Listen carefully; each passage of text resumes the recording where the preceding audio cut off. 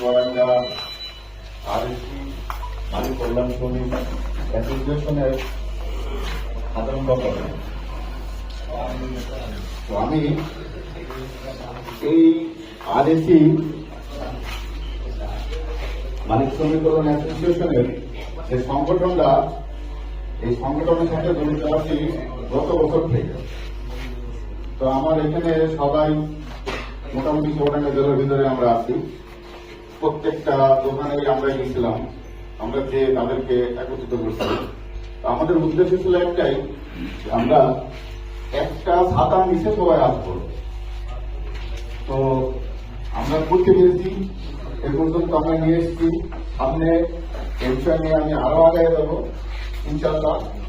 সহযোগিতা কামনা করছি আমি, যে আমাদেরকে একটু সহযোগিতা করবেন। আপনারা আমাদের পাশে থাকলে আমরা আরো সামনে আগায় যেতে পারবো। সামনে আমাদের জন্য আরো ভালো সহযোগিতা করছে। তো এতগুলো বলছি, আমি এতগুলো বলে একটু সময় কম হওয়ার